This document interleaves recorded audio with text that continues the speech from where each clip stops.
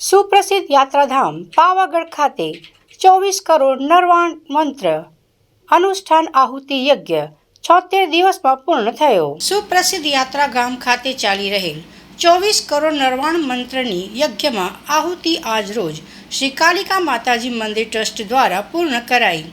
ત્યારે ટ્રસ્ટ દ્વારા શિવ મહારુદ્ર યજ્ઞ અનુષ્ઠાન 33 દિવસમાં પૂર્ણ કરવાનો સંકલ્પ લીધો। પાવાગઢ યાત્રાધામ ખાતે 15 જાન્યુઆરી 2026થી શરૂ થયેલ 24 કરોડ નરવાણ મંત્ર યજ્ઞ આહુતિ અનુષ્ઠાનમાં રાજ્ય અને દેશના વિવિધ શહેરો અને જિલ્લાઓમાંથી ભક્તો મોટી સંખ્યામાં પાવાગઢ પહોંચ્યા અને રાત દિવસ ચાલતી આ ભવ્ય ધાર્મિક કૃતિમાં ઉત્સાહભેર જોડાયા અને આહુતિનો લાભ લીધો।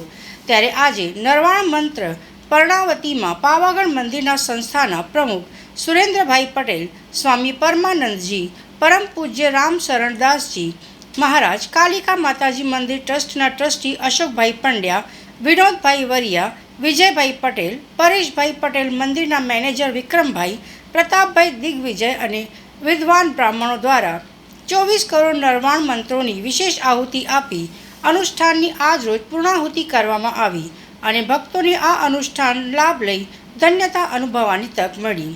યાત્રિકો પણ તેમના ભાવભીની આહુતિ દ્વારા આ ધાર્મિક કાર્યક્રમને સન્માનિત કર્યા। આ મહાયજ્ઞ સમગ્ર રાજ્યમાં આસ્થાનું કેન્દ્ર બનીને વિવિધ વયજૂથના લોકોને આત્મિક શાંતિ અને પ્રસન્નતા અનુભવવા માટે પ્રેરિત કરી રહ્યું છે। ભક્તો મહાકાળી મંદિરના દર્શન કરી ધાર્મિક આનંદ અને મનની શાંતિ અનુભવી રહ્યા છે।